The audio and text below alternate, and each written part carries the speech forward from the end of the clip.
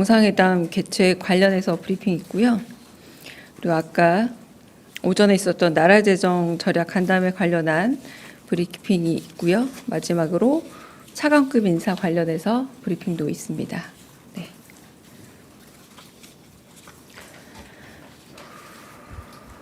먼저 한일 정상회담 관련해서 브리핑하겠습니다. 강유정 대변인입니다. 이재명 대통령은 미국 방문에 앞서 8월 23일부터 24일까지 일본을 방문해 이시바 시게루 일본 총리와 한일 정상회담 및 만찬 등 일정을 가질 예정입니다. 양국 정상은 지난 6월 셔틀 외교를 조속히 재개하기로 합의한 바 있습니다. 이번 방일을 통해 양 정상 간 개인적인 유대 및 신뢰 관계가 더욱 깊어지기를 기대합니다.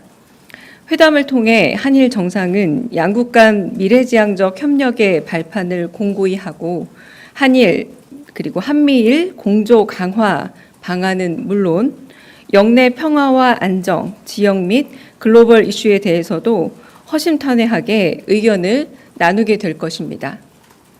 대통령의 방미와 방일이 확정됨에 따라 그간 검토 및 협의해 왔던 대미, 대일 특사단 파견은 자연스럽게 추진하지 않게 되었습니다.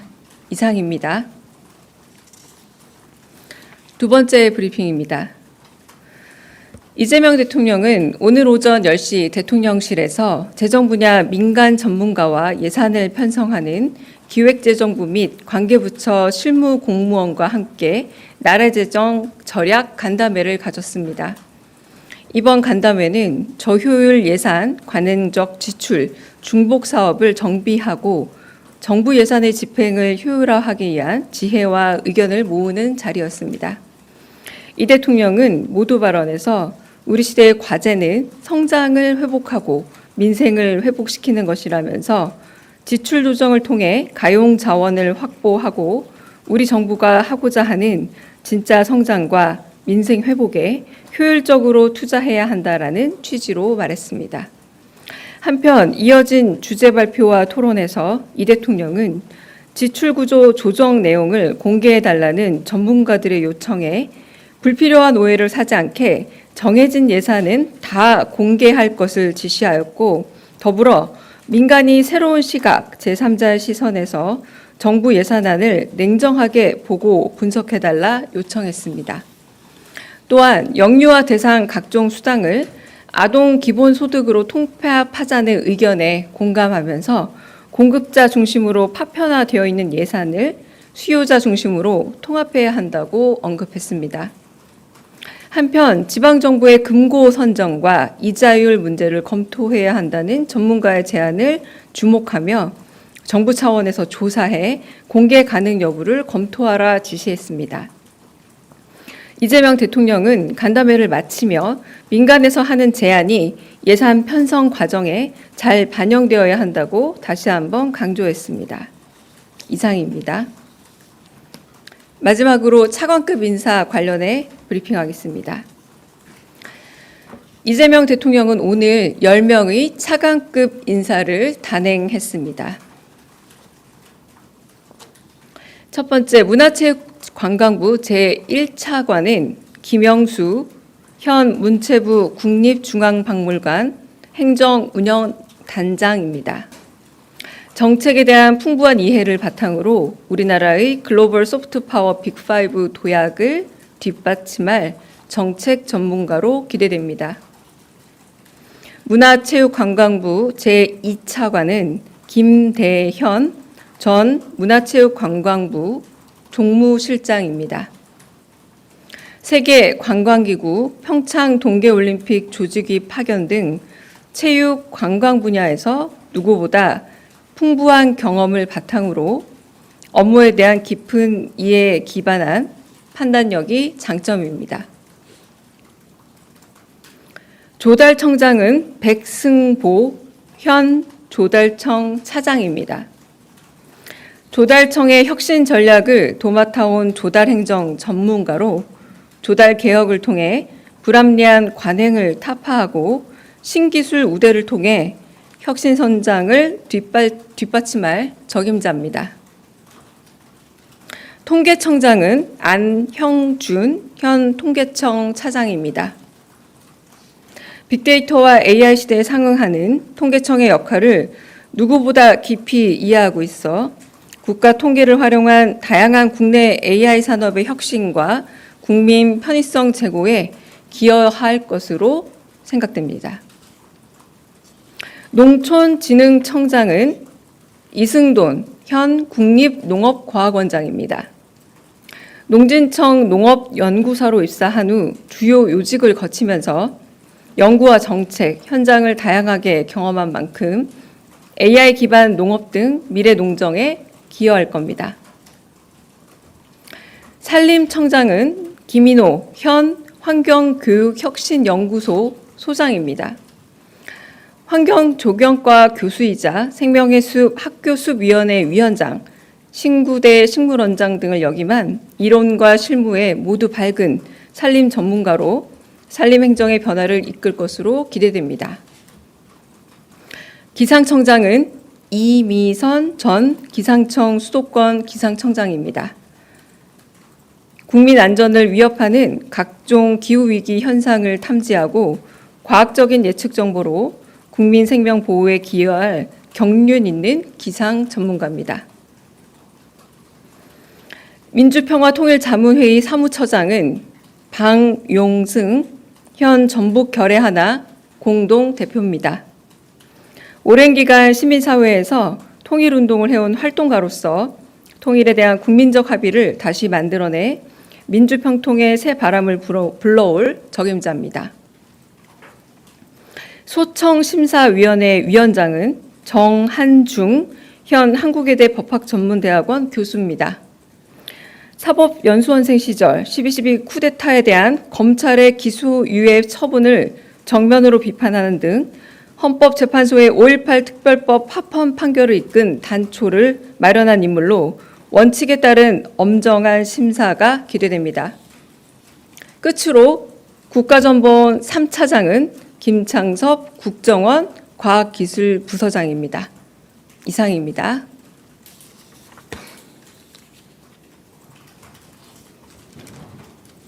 네, 질문 받겠습니다. 네.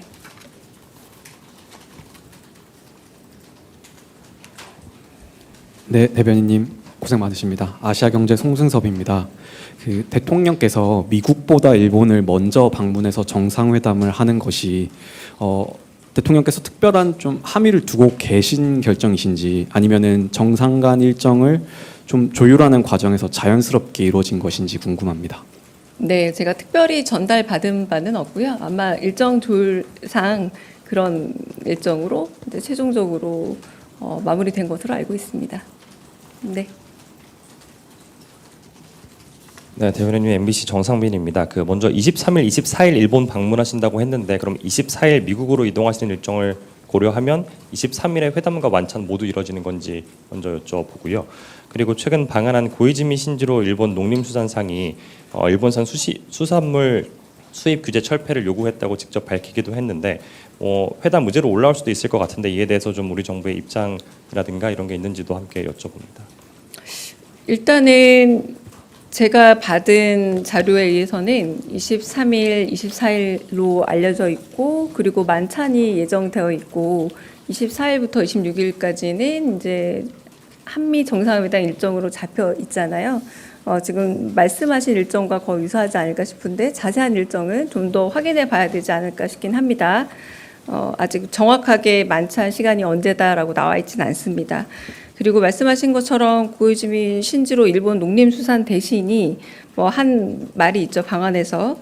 정상회담 의제가 아직 정해져 있는 것은 아닙니다만 수산물 수입 규제 완화 문제 같은 경우는 우리 측보다는 늘 이제 일본 측의 관심사 아닙니까? 그런데 이제 우리는 우리 기본 입장에 대해서 그렇게 적절히 대응하게 될 것이고 한편으로는 우리는 우리 국민의 건강권이라던가 우리 국민의 건강적인 이익이 가장 큰 관심사이기 때문에 이런 의제는 조율 가운데 있다라고 말씀드리겠습니다. 네, 먼저 여기 질문 받겠습니다. 네, 안녕하십니까 대변인님. 세계일보의 박지원 기자입니다. 일단 23일, 24일에 대통령님께서 일본을 방문하시는 그 방문의 성격이 혹시 뭐 국빈 방문이라든가 실무 방문 등 여러 가지 성격 중에서 어떤 방문을 하시는지 궁금하고요. 또 한 가지 여쭙고 싶은 건 차관급 인선에 부처 출신들이 좀 유독 두드러지는 듯한데 이게 대통령님의 어떤 실용 인사 기조와도 관련이 있을지도 궁금합니다. 네, 일본 방문은 실무 방문으로 알고 있습니다. 네. 그리고 인사 원칙은 아무래도 조직 내에서 경험이 많이 쌓여 있고, 그리고 조직 내 다른 조직의 그 인적 구성 안에서 신망이 두텁고, 그리고 오랜 경륜을 가진 분들로 인사를 함으로써 말씀하신 것처럼 실용적 인사가 좀 반영되었다고 보시면 되지 않을까 싶습니다. 네.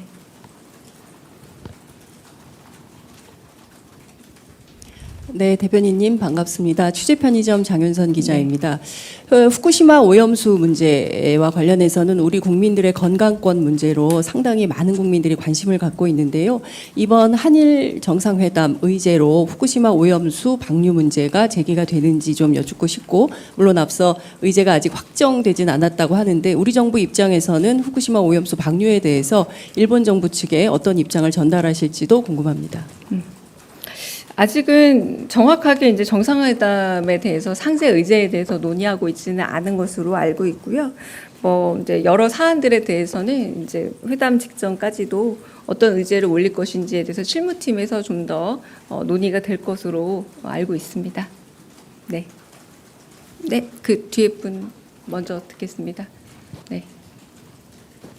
네, 안녕하세요. 한국경제신문 김형규 기자입니다. 네. 오늘 오전 간담회에서 대통령께서 씨앗을 빌려서라도 뿌려야 된다라고 말씀을 하셨는데 이게 국채 발행을 시사하는 것인지 꼭 가능성이 있는지 여쭙습니다. 네, 그 뒤에 말이 더 있었는데 앞에 말에 대한 좀 제 느낌으로는, 제 해석으로는 과한 해석이 아닌가 싶습니다.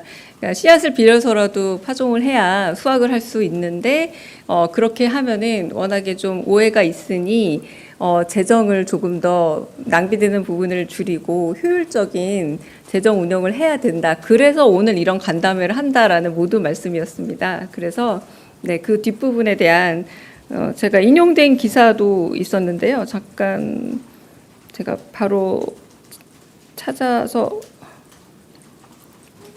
보기는, 네, 제가 바로 찾기는 좀 어렵네요. 네, 아까 제가 그것까지 인용한 기사들도 꽤 많았습니다. 그러니까 그 앞부분이고 그 뒷부분까지 보면은, 그래서 오늘 이런 재정 간담회, 그 재정을 좀 더 낭비성 재정을 줄이고 또 효율적이고 또 의미 있는 재정을 만드는 것에 대해서 이렇게 간담회를 연다라는 모두 말씀으로 이어졌습니다. 그래서 모두 말씀 다 들어보시면 그게 꼭 그렇게 들리지 않는다는 말은 건 이해하실 수 있을 거라고 봅니다.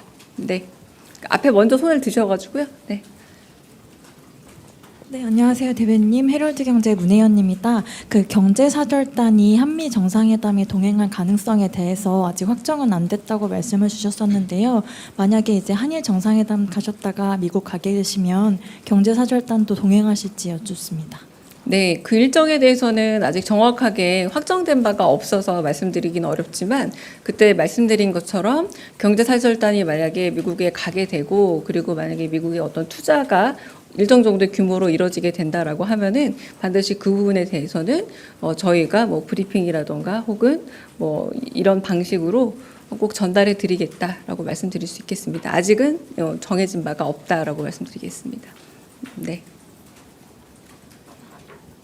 예, 대변님 안녕하세요. 한국일보 우태경 기자입니다. 그 말씀 주신 동선을 살펴보면 일본에서 바로 미국으로 가실 것 같은데 중간에 귀국 안 하시고 바로 미국으로 가시는 게 맞는지도 여쭤보고 싶고, 또 여사님도 동행하는지 여부도 여쭤보겠습니다. 네, 제가 그 외교 일정이고 그리고 경위 일정이고 이동 일정이라 정확하게 다 말씀을 드려도 될지에 대한 확신이 좀 없습니다. 네, 확신이 없어서 그건 나중에 제가 아는 선에서 비공개로 말씀을 드리도록 하겠습니다. 네. 네.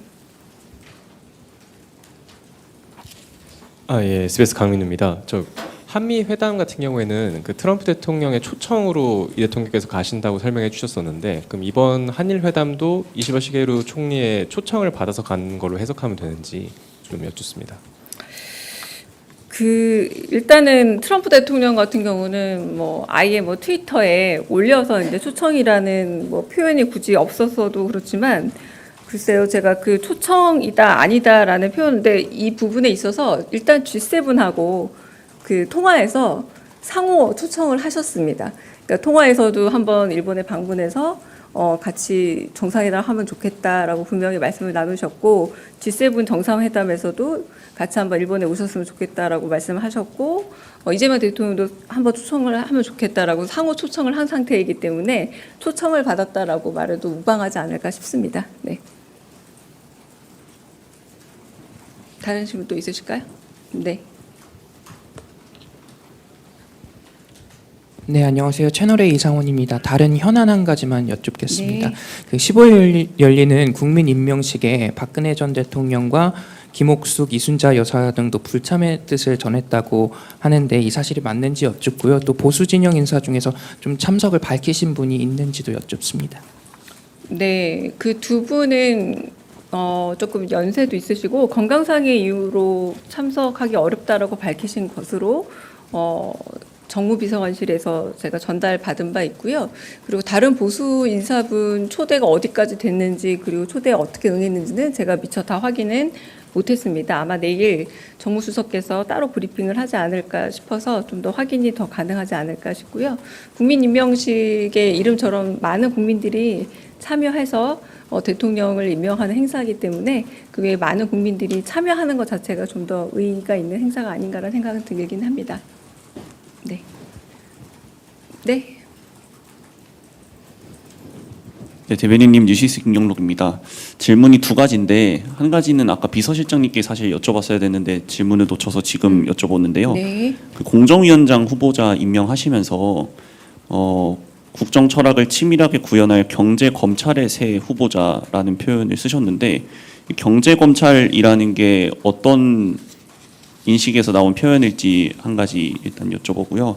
그리고 아까 재정 전략 간담회에서 이제 공공기관을 통폐합하겠다는 것을 이제 다음 목표로 말씀을 해주셨는데 이거는 목표하는 수치가 있으신 건지 공공기관 통폐합을 대대적으로 해야 한다고 밝힌 배경이 있으실지 여쭙습니다. 뭐 첫 번째는 그 인사 과정이라던가 그리고 인사에 대한 그 표현 모두 비서실장께서 쓰신 거라 저한테 묻는 거는 적합하지 않은 것 같고요. 두 번째 공공기관 통폐합이란 표현을 쓰신 의미는 좀 방만한 운영을 하고 있고 그러나 이제 공공기관이라는 이유만으로 존재한다는 것 자체가 이게 재정에 부담이 된다라는 의미가 좀 포함이 되어 있습니다. 그래서 이제 더 이상 현대적인 의미 혹은 동시적 의미에서 존재 자체가 조금 더 고민해 볼 필요가 있는 곳이라면 그런 부분에 있어서는 과감하게 통폐합할 필요가 있다라는 게 대통령이 평소 생각이시고 그 평소 생각에 대한 반영이다라고 말씀해 주시면 되고요. 이걸 목표 개수를 생각하고 채우는 그런 개념은 아니고 그 명실상부한 개념의 공공기관인가 이것이 더 중요한 개념이라고 보시면 될 것 같습니다. 네. 그러면 여기까지 질문 받고 정리하겠습니다. 수고하셨습니다.